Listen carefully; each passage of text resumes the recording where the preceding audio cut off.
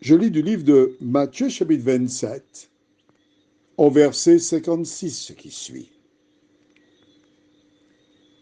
Parmi elles figurait Marie de Magdala, Marie, la mère de Jacques et de Joseph, et la mère des fils de Zébédée.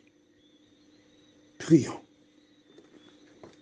Notre Seigneur, notre Dieu, nous voici devant toi ce matin. Là, mais aussi là de ce monde, avec son cortège de mauvaises nouvelles. Tandis que nous prenons le temps de découvrir cette référence biblique, nous te remercions de nous vivifier. Au nom de Jésus, pour ta gloire éternelle. Amen. Comment comprendre ce verset que nous venons de lire? Nous allons reprendre le verset 55 que nous avons vu hier. Il y avait là bien des femmes qui regardaient de loin. Elles avaient accompagné Jésus depuis la Galilée pour le servir. Parmi elles figuraient Marie de Magdala, Marie la mère de Jacques et de Joseph et la mère des fils de Zébédée. Ces personnes-là, elles suivaient sans comprendre ce qui se passait. Il y a quelques jours encore, Jésus était recherché, des foules venaient l'écouter, il multipliait des pains et des poissons, il satisfaisait des foules. Quand on parle de 5000 hommes, souvent il y a 4 fois plus de femmes que d'hommes. Donc on peut dire sans se tromper, sans oublier les enfants, près de 40 000 personnes. Jésus avait ressuscité des morts, fait des miracles. Mais là, soudainement, il n'était pas fréquentable. Madame Zébédée, un jour, fit une demande à Jésus, à savoir, je cite 2 points, ouvrez les guillemets, Seigneur, permets que mes 2 fils soient dans ton royaume, l'un à gauche, l'autre à droite. Heureusement qu'elle n'avait que 2 fils. Si elle avait 3, je ne sais pas où est mis le 3e. Jésus avait pignon sur rue.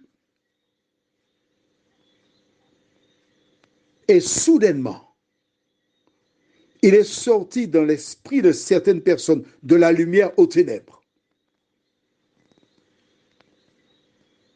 Quand des gens identifièrent Pierre comme étant un disciple de Jésus, il le nia à 3 reprises. Et nous comprenons pourquoi ces femmes-là suivaient Jésus de loin. Elles craignaient pour leur vie. Elles craignaient d'être arrêtées de connaître le même sort que lui. Alors elles suivaient Jésus de loin. Qui que tu sois, toi qui écoutes les WhatsApp depuis fort longtemps, toi qui reconnais que c'est la vérité, mais tu veux rester dans l'ombre, tu veux rester au loin. Mais quand tu restes au loin, il t'est impossible de jouir pleinement de ce qui est offert. Elles étaient là. Elles avaient jeté l'éponge. Dans leur tête, Jésus était condamné, on allait le crucifier, on l'a crucifié.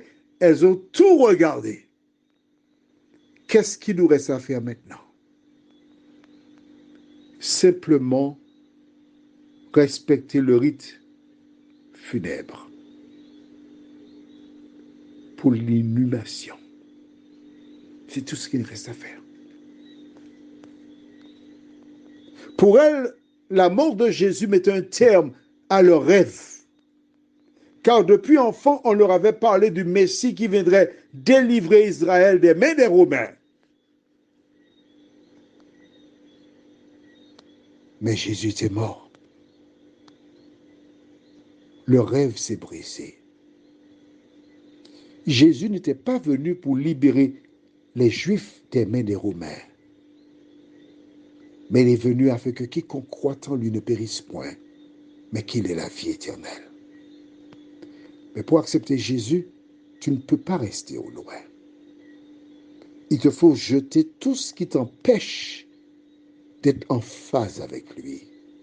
Que tu le veuilles ou pas, tu peux jouir du plaisir, du bonheur pendant un temps. Puis un jour vient où tu regretteras. Il sera peut-être trop tard pour toi. Prions. Notre Seigneur et notre Dieu, voici ces femmes qui suivaient Jésus de loin. Elles craignaient pour leur avenir. Aujourd'hui, beaucoup de personnes suivent Jésus aussi de loin, en se contentant d'écouter un WhatsApp de temps en temps, d'ouvrir la Bible lorsque la terre tremble ou il y a eu un cataclysme quelconque, ou encore on sort de justesse d'un accident.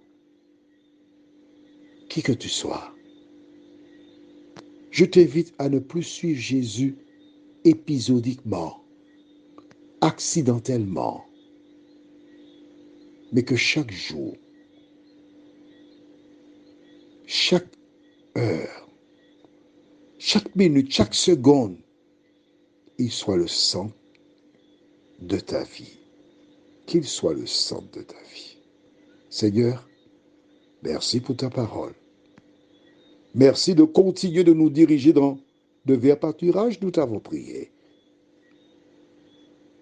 Au nom de Jésus et pour ta gloire éternelle. Amen. Que l'Éternel continue de veiller sur ta journée.